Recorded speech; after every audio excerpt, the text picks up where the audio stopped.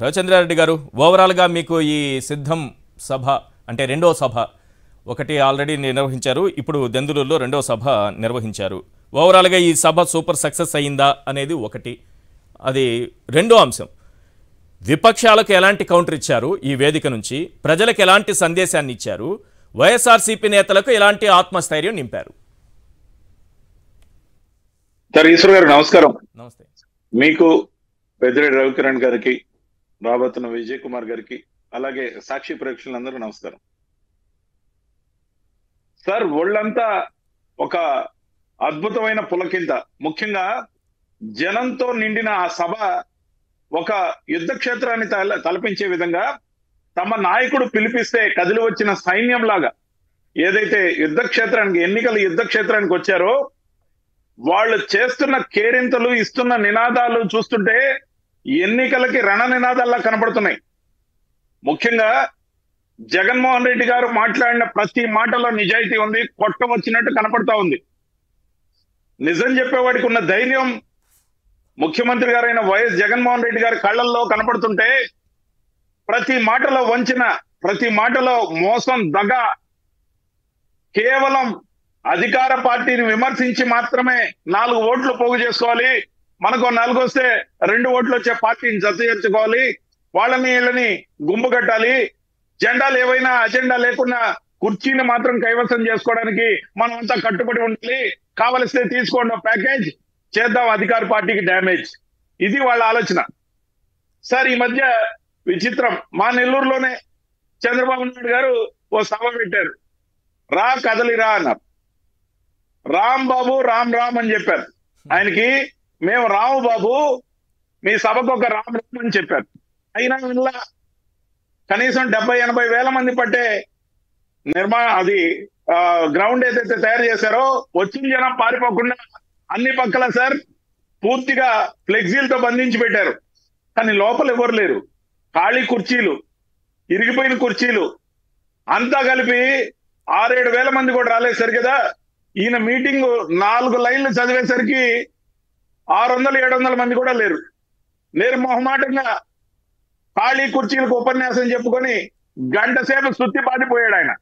Sir ఈ రోజు కూడా తెలుగుదేశం పార్టీకి, జనసేనకి, మిగతా అన్ని రాజకీయ పార్టీలకి కలిపి కూడా మమ్మల్ని ఢీకొనేంత సత్తా ఉన్న అభ్యర్థులు 175 మంది లేరు, మొత్తం 25 మంది ఎంపీ అభ్యర్థులు కూడా లేరు. ఎద్దేవా చేయడానికి చెప్పడంలా, హేళన చేయడానికి చెప్పడంలా, ఇది వాస్తవం.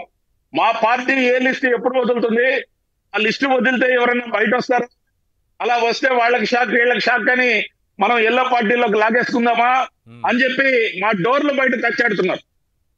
మా డోర్ల బయట తచ్చాడుతూ చెప్పుకునేందుకు ఏం లేక గత 14 సంవత్సరాలు నేను ఉమ్మడి రాష్ట్రంతో పాటు ఆంధ్రప్రదేశ్ విడిపోగానే వెంటనే ముఖ్యమంత్రి ఆంధ్రప్రదేశ్ కి ఏం చేయలేదంటే చెక్కతో కొడతారని, మేము అది చేసాం ఇది చేసామని చెప్పుకోవడానికి ఏం లేక కేవలం అధికార పార్టీని విమర్శించడానికి మాత్రమే నెగటివ్ న్యూస్ తో, నెగటివ్ మీడియా వల్ల, ఆ ఎల్లో మీడియా దన్నుతో ఇంకా ప్రజల్లో ఉంటుందని చెప్పి భ్రమింపజేస్తూ ఏదైతే ఆర్కెస్ట్రా సభలు ఏదైతే వాళ్ళు పెట్టుకుంటున్నారో వాటికి జనం లేరు, స్పందన లేదు, ఖచ్చితంగా విషయం లేదు. దాదాపు 3 నెలల నుంచి వారానికి కనపడడం లేదు, ఏ షెడ్ లో ఉందో తెలియదు. ఖచ్చితంగా కూడా వాళ్ళకి ఊహకందని పరిణామం ఏంటంటే మనం అదిగో ఇదిగో అనుకునేలోగా. సార్ మాట్లాడండి. రైట్ సార్, వస్తాను, మళ్ళీ మీతో మాట్లాడిస్తాను నేను. వంగా గీత ఒక్క సెకండ్ పూర్తి చేస్తాను. అదిగో ఇదిగో అనుకునే లోపల యుద్ధ వేరి మోగించాడు, శంఖం పూరించాడు, ఖచ్చితంగా సంగ్రామానికి సమర సన్నద్ధుడై వస్తున్నాడు. మనం ఏం చేయాలని బెంబేలెత్తున్నారు. మిగతా ఇంకొకసారి చెప్తా. తప్పకుండా సార్. వంగా గీత గారు ఉన్నారు. నమస్తే madam. Hello. Yes, call drop అయినట్టుంది. ఇది మీరు చూసే ఉంటారు రవిచంద్రారెడ్డి గారు, అసలు ఈ సభకు వచ్చినటువంటి జనం ఏ రకంగా ఉన్నారు, ఇక్కడ వేల సంఖ్యలో కూడా జనం లేరన్నట్టుగా ముందుగా వార్త రాశారు. ఏది ఆంధ్రజ్యోతిలో. ఇప్పుడు ఏబిఎన్లో ఒక వీడియో చూపిస్తున్నారు, అసలు ఎక్కడా జనం లేరు, ఖాళీగా ఉన్నటువంటి ప్రదేశాల్లో ఒక 4 నిల్చున్నటువంటి విజువల్స్ చూపిస్తూ అసలు ఎవరు రాలేదు జగన్ సభకి అని చూపిస్తున్నారు. ఏంటది, వాస్తవమేనా? అసలు ఇక్కడేమో మనకి ఈ కంటికి కనిపించే దృశ్యాలు ఓ రకంగా ఉన్నాయి, ఆ దృశ్యాలు వేయండి సార్. ఆ దృశ్యాలు ఓ రకంగా ఉన్నాయి, అక్కడ చూపించేటటువంటి దృశ్యాలు మరో రకంగా ఉన్నాయి. అక్కడ చూడండి లేటెస్ట్ విజువల్స్ కుర్చీలు వేసి కాదు కుర్చీలు వేయగానే ఫోటోలు తీసుకుంటారు, లేదా సభ అయిపోయినాక ఒక 2-3 గంటల తర్వాత ఆ వీడియోలు లేకపోతే ఫోటోలు తీసుకుంటారు. వాటిని క్లబ్ చేసి పెట్టి, లేదంటే కళ్ళు ఉన్నాయా లేవని అడుగుతున్నాం. ఎంత పొడుగున కాన్వాయ్ లాగా ఆ రోడ్లన్నీ ఎన్ని వాహనాలు ఉన్నాయి, ఎంతమంది జనం వచ్చారు, అబద్ధం చెప్పడానికి కొంచెమన్నా సిగ్గు శరం లేకుండా ఆ విధంగా ప్రవర్తించబట్టే వాళ్ళ నైతికత అనేది లేని విషయాన్ని ప్రజలు మొత్తంలో ఎండగట్టేస్తున్నాం. వాళ్ళ పేర్లు చెప్పి విమర్శిస్తున్నారు ముఖ్యమంత్రి గారు. ఆంధ్రజ్యోతి, TV5, ABN, లేకపోతే ఈనాడు, మరి ఒక 6 డజన్ ఛానళ్ళు, వాళ్ళ వెబ్సైట్లు, ఇవన్నీ కూడా ఈ కిరాయి సైన్యం ఎల్లో సైన్యం ఏదైతే ఉందో అందరూ పెత్తందారుల మనస్తత్వంతో పేదల యొక్క పండగని హేళన చేస్తున్నారే. మేము ఒక మాట అడుగుతున్నాం, మీరు దాదాపుగా అన్ని చెప్పారు, అయినా నా స్థాయిలో నేను చెప్పాలి. ఎందుకు కావాలి జగన్ మళ్ళీ? ఇది ధైర్యంగా మమ్మల్ని మేము ప్రజల్లో ప్రశ్నించుకొని జనాల్ని ఎడ్యుకేట్ చేసిన తీరు. సార్, అవ్వాతాతలు 1వ తేదీ ఆనందంగా పెన్షన్ 6 గంటలకు తీసుకోవాలంటే రావాలి జగన్, కావాలి జగన్, మళ్ళీ కావాలి.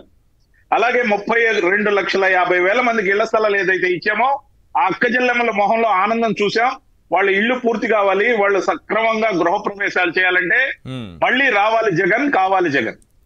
రైతు భరోసా అమలు కావాలన్నా, రైతు భరోసా కేంద్రాలు కొనసాగాలన్నా, గ్రామ సచివాలయాల పాలన ఉండాలన్నా, వాలంటీర్లు దైవదూతల్లాగా పనిచేయాలన్నా, జన్మభూమి కమిటీల అరాచకాలు ఉండకూడదన్నా, వాళ్ళ రక్త మాంసాలు పేల్చకూడదన్నా రావాలి జగన్, కావాలి జగన్, మళ్ళీ కావాలి.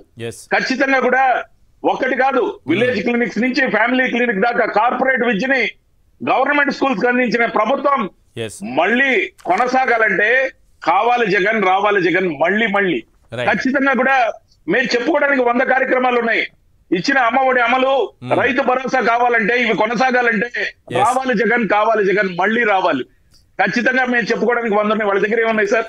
నీరు చెట్టు, ఇంకుడు గుంటలు, పనికిమాలిన మాటలు, మమ్మల్ని విమర్శించడానికి లేనిపోయిన ఆరోపణలు, చెత్త వాగుడు తప్ప దాక్కున్న వాళ్ళు చూపించినటువంటి ఆ ABN లో వస్తున్నటువంటి విజువల్స్ చూసి నాకు దెందులూరులో తెలిసిన వాళ్ళు ఉంటే, అలాగే కొంతమంది జర్నలిస్టులు ఉంటే, అలాగే సాక్షి టీవీ జర్నలిస్టులు ఉన్నారు కదా, వాళ్ళందరికీ కాల్ చేసి అడిగాను, అసలు ఎక్కడ జనం లేనటువంటి విజువల్స్ వాళ్ళు ఎక్కడ చూపిస్తున్నారు ఏంటి, అసలు ABN వాళ్ళు ఎక్కడ ఉన్నారు? సార్ మీకు తెలుసో తెలీదో, for your information, for your public కూడా చెప్పడం కోసం, ABN అంటేనే ఆల్ బోగస్ న్యూస్. ఓకే, ఎక్కడున్నారు వాళ్ళు? ఏమైనా కనిపించారంటే సార్ ఇక్కడెక్కడ ఈ సభా ప్రాంగణంలో ఎక్కడా కనిపించలేదు. ఉదయం 6 గంటల 7 గంటల టైంలో తిరిగారు, ఇక్కడ ఖాళీ కుర్చీలు వేస్తున్న టైంలో, అక్కడ అన్ని అరేంజ్మెంట్స్ చేస్తున్న టైంలో తిరిగారు, తర్వాత కనిపించలేదంటే ఒకసారి వెతికి చూడండి. ఇప్పుడు లేటెస్ట్ విజువల్స్ వాళ్ళు ఏదో చూపిస్తున్నారు, నలుగురు నిల్చున్న విజువల్స్ చూపిస్తున్నారు. ఎక్కడ ఆ విజువల్స్ అంటే దెందులూరు మొత్తం వెతికితే అక్కడ ఆర్టీసీ బస్ స్టాండ్ ఉందండి సార్.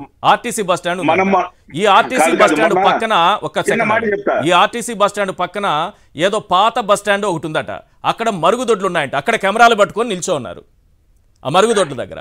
అక్కడికి కూడా మరుగుదొడ్లకు కూడా ఎవరు రావట్లేదు. కారణం ఏంటో తెలుసా? వీళ్ళు కెమెరాలు పెట్టుకుంటే ఎవరు వెళ్తారు సార్ లోపలికి? ఆ విజువల్స్ చూపిస్తూ ఎవరు రాలేదని మరుగుదొడ్ల దగ్గర కెమెరాలు పెట్టుకున్నటువంటి పరిస్థితి కనిపిస్తోంది. కళ్ళు ఉన్నాయా లేవా వాళ్ళకి? అక్కడ జనం ఉన్నారా లేదా? వాళ్ళకి కనిపిస్తున్నాయా లేదా? అసలు అర్థం కాని పరిస్థితి.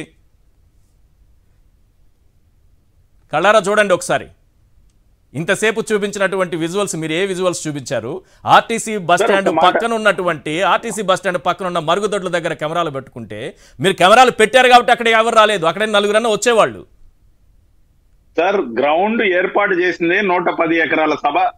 110 ఎకరాల సభలో ఎలాంటి పోటెత్తిన జనం ఉన్నారో మీరు చూశారు. వాళ్ళు 2-3 ఎకరాల్లో అరేంజ్ చేస్తే ఖాళీ కుర్చీలతో జరుగుతున్న మీటింగ్ లో we challenge entire yellow media. Chandrababu Naidu గారు నెల్లూరు సభలో డ్రోన్ షూట్ చేశాం, మేమే డ్రోన్ షూట్ చేశాం.